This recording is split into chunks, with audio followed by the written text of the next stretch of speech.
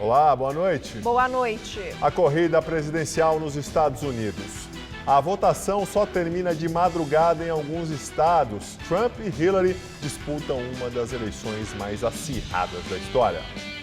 Silvio Pereira, ex-secretário-geral do PT, é denunciado na Lava Jato por corrupção. Léo Pinheiro, ex-presidente da OAS, Renato Duque, ex-diretor da Petrobras, também foram denunciados. Servidores invadem a Assembleia Legislativa do Rio de Janeiro. Eles protestam contra medidas de arroxo salarial anunciadas pelo governo. Temer volta a defender reforma da Previdência e afirma que os estados estão praticamente quebrados. Secretaria de Segurança Pública de São Paulo confirma que 3 corpos dos 5 jovens que desapareceram já foram identificados. E você acompanha essas e outras notícias após o intervalo.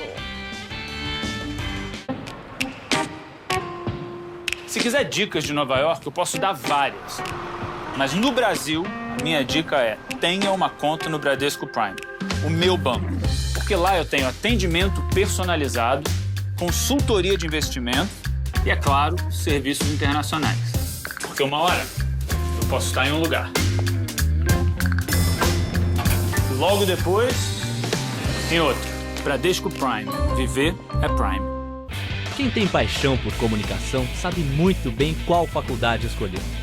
Aquela que prioriza a formação ética e humanística, sem deixar de lado vivência e experiência. Porque não basta estar preparado para o mercado. É preciso estar pronto para a vida.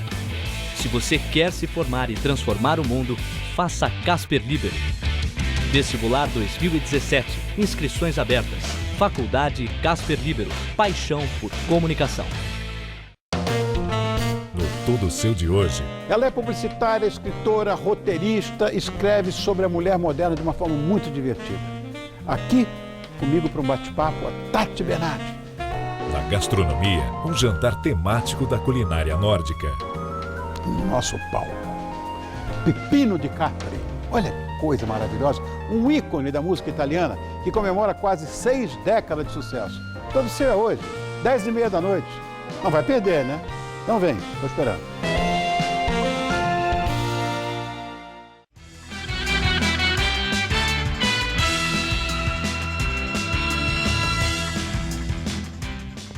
Milhões de americanos votam para eleger o sucessor do presidente Barack Obama. Por causa do fuso horário, a votação termina mais tarde na costa oeste. Na Califórnia, as sessões fecham às 2 da manhã no horário de Brasília. No Alasca, a votação termina 2 horas mais tarde. O dia histórico é o final de 2 campanhas agressivas, marcadas por escândalos e acusações mútuas. Hillary Clinton votou cedo junto com o marido e ex-presidente Bill Clinton numa escola perto da casa deles, em Chappaqua, no estado de Nova York. A democrata foi cuidadosa, disse que está confiante e vai fazer o melhor dela caso seja afortunada o suficiente para vencer hoje. Donald Trump votou no final da manhã em Manhattan junto com a mulher Melania. Ele disse que estava tudo bem. Antes, num programa de TV, ele usou o tom de desafio de costume, dizendo que muitas pesquisas estavam erradas de propósito. As eleições americanas são indiretas. O presidente vai ser escolhido por um colégio eleitoral. Cada um dos 50 estados, mais a capital federal, tem um número diferente de delegados. Ao todo, são 538 representantes. Para entrar na Casa Branca em 20 de janeiro, é preciso conquistar pelo menos 270. A maioria dos estados tem tradição democrata ou republicana, mas alguns mudam de direção a cada eleição. É neles que os candidatos concentram boa parte da campanha. Mais de 46 milhões de eleitores aproveitaram a possibilidade da votação antecipada, como a Flórida, que tem 29 delegados e é um destes estados que podem decidir. Barack Obama venceu na Flórida em 2012. A Califórnia, com seus 55 delegados, é outro estado fundamental. As pesquisas apontam disputa apertada, mas as principais casas de aposta mostraram confiança na vitória de Hillary. Também estão em jogo a renovação de parte do Congresso e a aprovação de novas regras, como a legalização da maconha na Califórnia e em mais 4 estados. 25 estados já legalizaram a erva para uso medicinal ou recreativo. O governo Temer abre 1.000 vagas para brasileiros no programa Mais Médicos, com a intenção de substituir profissionais cubanos. Em entrevista coletiva, o ministro da Saúde, Ricardo Barros, disse que pretende fazer a substituição em 838 vagas ocupadas por médicos cubanos e ainda repor profissionais em 166 vagas que foram deixadas por desistência no programa. Vocês viram aí que tem um recorte nosso de prioridade, escolher as vagas mais atraentes para ofertar a esses editais para brasileiros e também aqueles 15 dias que nós abrimos de permuta para os selecionados, no sentido de que eles possam ficar onde eles tenham mais interesse, e isso pressupõe uma fixação do médico no programa. Em setembro, o governo já tinha anunciado que pretendia reduzir em 30% a participação dos mais de 11.000 profissionais cubanos no programa pelos próximos 3 anos. Eles são mais de 60% dos profissionais do Mais Médicos. Ricardo Barros também disse que o governo está estudando formas de punir os profissionais que abandonarem o Mais Médicos antes do término do contrato. Familiares dos 5 jovens que desapareceram na Zona Leste estiveram no IML para tentar ajudar a polícia na identificação dos corpos.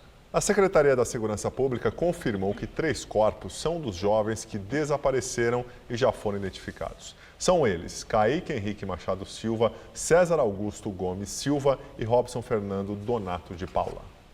Os parentes dos jovens foram ao IML para a coleta de saliva e também levaram documentos e objetos que podem ajudar no trabalho da perícia.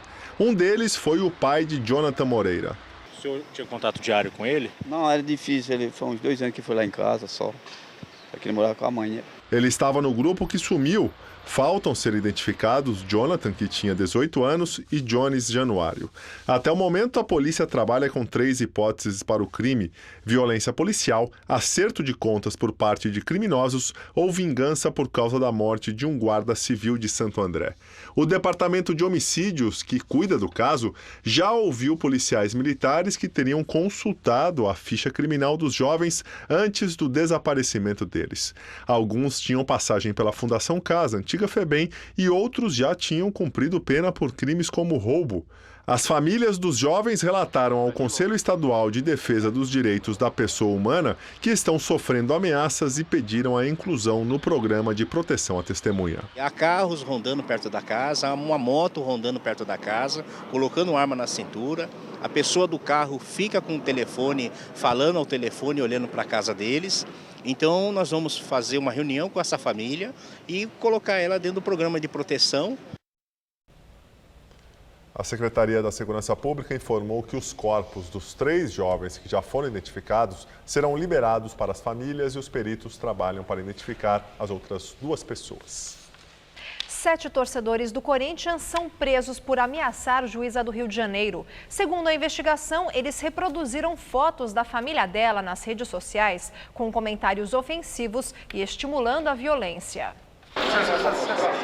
No início da tarde, os torcedores corintianos foram transferidos do Departamento de Homicídios e Proteção à Pessoa, no centro da capital, para a cidade do Rio de Janeiro, onde vão ficar presos. Eles saíram em fila e algemados e foram colocados em uma van da polícia.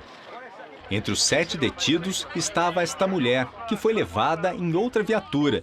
Ela negou que tenha feito ameaças à juíza. Eu mandei mensagem para ela, mas eu não ameacei ninguém, não. Você escreveu o que para ela? O que você escreveu exatamente? Parte dos 7 torcedores são de torcidas organizadas, mas há também torcedores comuns, segundo a polícia.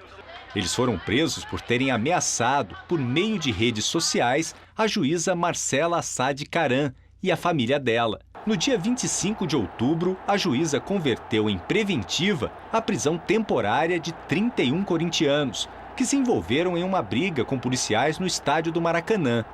A confusão foi no dia 23 de outubro, durante uma partida do Campeonato Brasileiro entre Corinthians e Flamengo.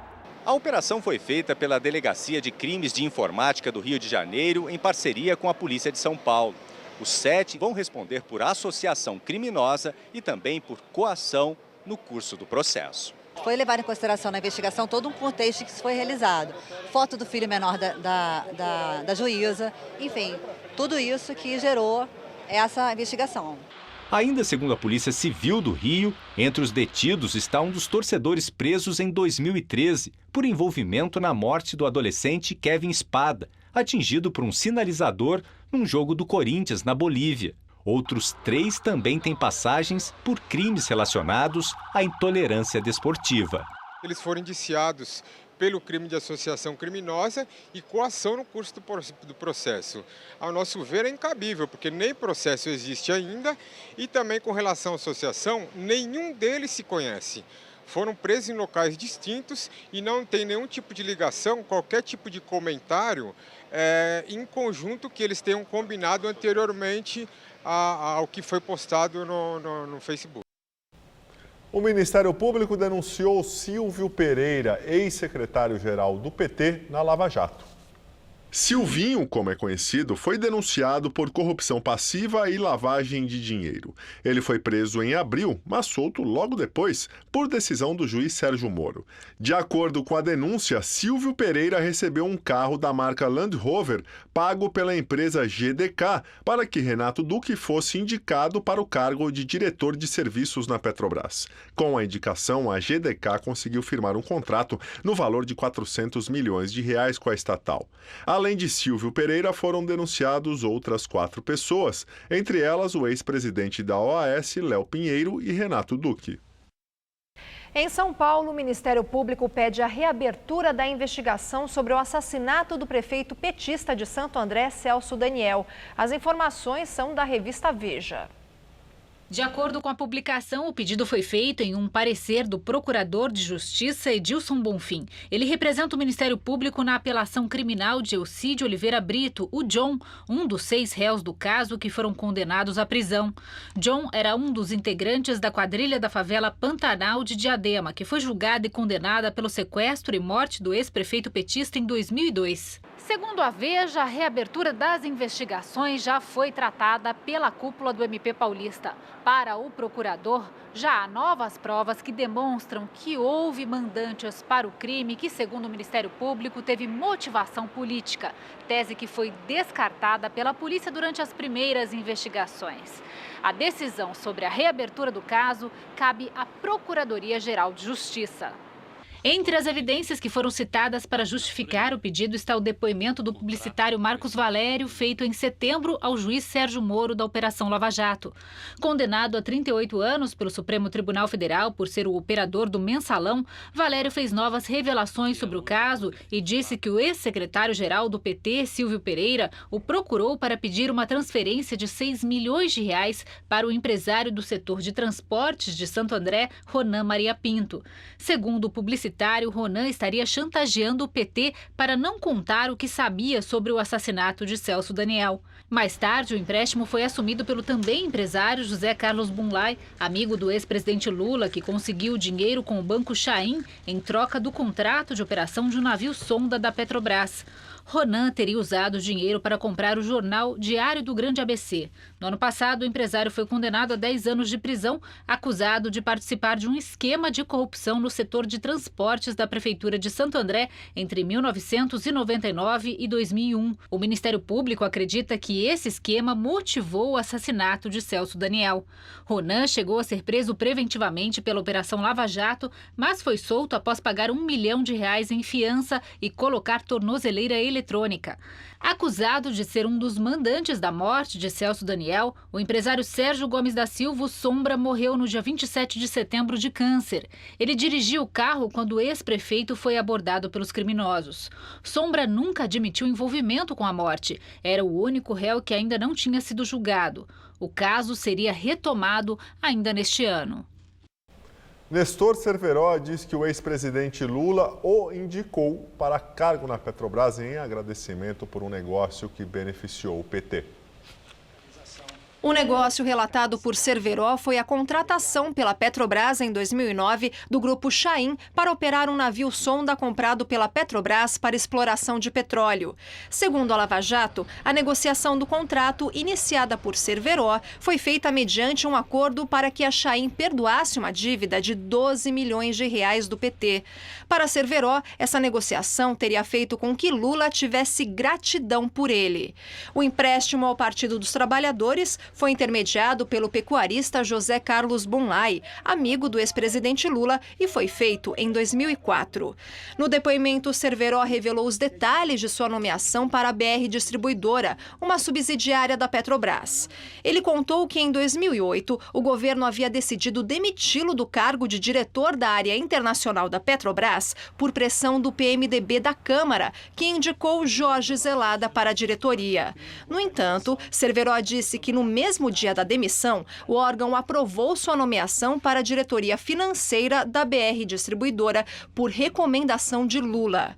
Também em depoimento, o sócio do Grupo Chaim, Salim Taufik Chaim, confirmou que procurou em 2006 o ex-tesoureiro do PT, João Vacari, para obter apoio político, de modo a viabilizar a contratação da empresa pela Petrobras. Ele afirmou que o empréstimo ao PT foi ilegal. Contou que, para acobertar o perdão dos débitos, foi montada uma operação fictícia de repasse de embriões bovinos de empresas de Bonlai para as fazendas do Grupo Chaim. Os depoimentos foram dados dentro do processo em que são réus Lula, o ex-senador Delcídio do Amaral, o banqueiro André Esteves e Bonlai. Eles são acusados de tentar comprar o silêncio de Nestor Cerveró.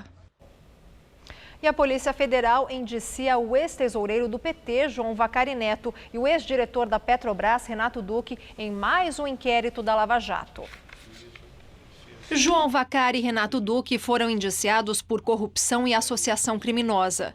O inquérito investiga pagamentos de propina feitos pela Carioca Engenharia em obras do terminal aquaviário Barra do Riacho, no Espírito Santo, e de uma fábrica de fertilizantes em Minas Gerais. A Polícia Federal afirma que a empreiteira fez pagamentos em espécie a Vacari por meio de Caixa 2. Na Lava Jato, o ex-tesoureiro do PT já foi condenado a 31 anos de prisão em 3 ações penais. Vacari está preso no Paraná, onde ainda responde a mais 3 ações na Justiça Federal. Renato Duque também está detido no Paraná. Ele tenta fechar um acordo de delação premiada com a Justiça.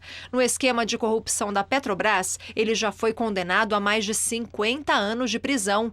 Ainda foram indiciados 2 executivos ligados à Carioca Engenharia, Ricardo Pernambuco e Ricardo Pernambuco Júnior, o lobista Mário Góes e o ex-gerente da Petrobras, Pedro Barusco. Todos fizeram acordo de delação. Agora, o inquérito vai para o Ministério Público Federal, que vai decidir se apresenta denúncia contra os acusados. O deputado federal e ex-prefeito de São Paulo, Paulo Maluf, é réu de ação penal, fruto de investigação iniciada há mais de 15 anos. Sob segredo de justiça, o caso continua sem julgamento pelo Supremo Tribunal Federal. Paulo Maluf é alvo de uma das 6 ações penais do total de 84 em andamento no STF, que tramitam cobertas por segredo de justiça. O caso aponta movimentações milionárias em paraísos fiscais. A Procuradoria-Geral de Genebra chegou a confirmar a existência de investigação sobre o dinheiro que Maluf transferiu de conta na Suíça para a Ilha Jersey, paraíso fiscal no Canal da Mancha. Segundo o STF, trata-se de uma ação sobre lavagem de dinheiro derivada da investigação relativa à construção da Avenida Jornalista Roberto Marinho, antiga Água Espraiada, em São Paulo. O esquema de desvio de verbas públicas, operado por Maluf à frente da Prefeitura paulistana, teria dado prejuízo de aproximadamente $1 bilhão aos cofres públicos. O caso teve grande repercussão. O advogado de Maluf diz que seu cliente está exercendo o direito de defesa e que, por ser complexo, é normal que o processo demore mais tempo na Justiça. Manifestantes invadem a Assembleia Legislativa do Rio de Janeiro. Eles protestaram contra o pacote de austeridade do governo estadual. Algumas salas foram destruídas. Desde cedo, servidores da área da segurança pública do Rio de Janeiro protestavam contra o que eles chamam de pacote de maldades do governo do estado. Depois, o grupo invadiu o prédio da Assembleia. No plenário, manifestantes subiram na mesa da presidência. Salas da Assembleia, como a da vice-presidência, foram destruídas. O presidente da casa, Jorge Pisciani, do PMDB, que declarou apoio ao pacote do governo do estado contra a crise, condenou a invasão e disse que ela é um crime e uma afronta ao Estado Democrático de Direito. Ele disse ainda que os prejuízos causados ao patrimônio público serão registrados e encaminhados à polícia para a responsabilização dos culpados. Na semana passada, o governo do estado determinou a suspensão de reajustes salariais já concedidos, o aumento das alíquotas de contribuição previdenciária, o desconto de 30% dos vencimentos de inativos para reforçar o caixa da Previdência Estadual, o corte de gratificações pagas a comissionados e o fim de programas sociais. Para entrarem em vigor, muitas dessas medidas precisam da aprovação dos deputados. E depois de 3 horas, os manifestantes deixaram a Alerj. Isso foi por volta das 5 da tarde. Eles saíram pela porta da frente cantando o hino nacional. Eles pedem o fim do pacote contra a crise e a saída de Luiz Fernando Pezão do governo. E a Justiça do Rio concedeu uma liminar que suspende a tramitação do projeto que prevê o aumento de contribuição previdenciária para os servidores através de uma alíquota extra. Tribunal de Justiça do Paraná diz que todas as escolas invadidas na capital, Curitiba, já foram esvaziadas. Os últimos colégios foram liberados pelos estudantes hoje à tarde. Desde o início de outubro, 69 escolas foram invadidas na capital paranaense. Elas começaram a ser esvaziadas no dia 24. Estudantes que invadiram instituições de ensino por todo o Brasil se posicionam contra a reforma do ensino médio proposta pelo governo federal e contra a PEC do corte de gastos. 44 escolas do estado continuam invadidas, segundo o governo do Paraná, que é um dos estados que teve o Enem adiado para dezembro devido às invasões. Presidente Michel Temer critica invasões nas escolas e volta a defender a reforma da Previdência. Diante de empresários e executivos, Temer afirmou que as pessoas precisam aprender a respeitar as instituições. Hoje, ao invés do argumento oral, do argumento intelectual, ou que não seja intelectual, mas o argumento verbal, usa-se o argumento físico. A pessoa vai e ocupa não sei o quê, bota pneu velho e queima na estrada para impedir trânsito. O argumento é o argumento físico. O governo adiou o Enem de 271 mil alunos para os dias 3 e 4 de dezembro por causa das invasões em escolas em protesto contra a medida provisória da reforma do ensino médio e a PEC dos gastos. Temer ironizou o que considera desconhecimento sobre a PEC, que congela as despesas do governo pelos próximos 20 anos. Você sabe o que é uma PEC? PEC é proposta de ensino comercial, quer dizer... As pessoas não leem o texto, e não estou dizendo dos que ocupam ou não ocupam, estou dizendo no geral. A vida é assim, as pessoas debatem sem discutir, sem ler o texto, sem sequer ler o texto. Temer defendeu mais uma vez a necessidade de uma reforma da Previdência, que, no entanto, ainda não foi encaminhada ao Congresso Nacional, e disse que a intenção do governo não é perseguir aposentado. Nós temos que pôr o dedo nessa ferida, não é? Este ano nós teremos quase 150 bilhões de déficit da Previdência Social. Os estados estão praticamente quebrados. E agora vamos ao comentário de política com José Neumann e Pinto. Recentemente, o ministro Gilberto Kassab, que toma conta da área de comunicações, avisou que o governo não ia interferir na questão da recuperação judicial da Oi, a antiga Supertele, que o Lula tentou transformar em campeã mundial. A Oi deve 66 bilhões de reais, mas tem um ativo de 60. Pode funcionar, está funcionando, só que não tem como pagar a dívida. Agora o próprio Kassab admitiu que o governo pode mudar a lei de falências para favorecer a Oi. Veja que absurdo. Mas a coisa ainda é pior. O antagonista está publicando que amanhã, quarta-feira, 9 de novembro, a Comissão de Constituição e Justiça poderá transformar a concessão da Oi em autorização. Aí ela não vai mais ter que cumprir a missão da concessionária de manter as linhas telefônicas fixas, mas vai poder transformar em programas de banda larga. Também vai transformar os bens reversíveis, que ela teria que devolver à União caso perdesse a concessão, por bens que pode usar para tomar novos empréstimos. Ou seja, o ministro Kassab concedeu-lhe um dividorio. A dívida sumiu. Que tal? Bom, eu volto aqui na quinta-feira, direto ao assunto. Me espere. Em pé. A Petrobras anunciou uma nova redução dos preços da gasolina e do diesel nas refinarias. A queda do preço do diesel será de 10,4% e o da gasolina de 3,1%. Em outubro, a Petrobras havia reduzido os preços dos combustíveis, na primeira queda desde 2009, mas a redução não foi repassada aos consumidores. A Cúpula das Nações Unidas para a Mudança Climática quer convencer o setor privado a financiar projetos sustentáveis. Um grupo de professores e alunos da Faculdade Casper Libero participa da COP22 no Marrocos. Todas as manhãs, assim que chegam os jornalistas e os membros das delegações, é hora de se perguntar: qual será a manifestação de hoje? Isso porque o espaço da COP dá visibilidade a movimentos, reivindicações e lutas que muitas vezes estão escondidas pelo mundo.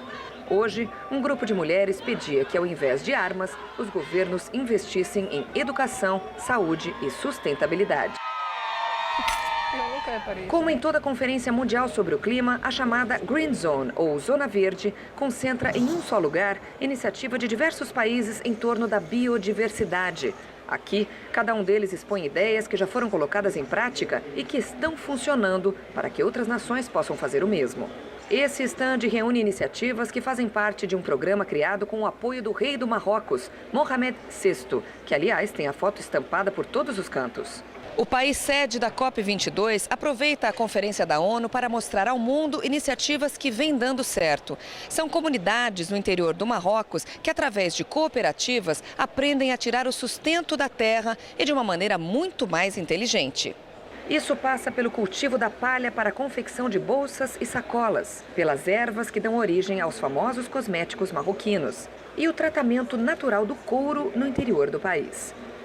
E como cultivar lindas endívias com pouca água e sem o uso de agrotóxicos? É fácil, dando ao solo de onde elas brotam fezes de peixes.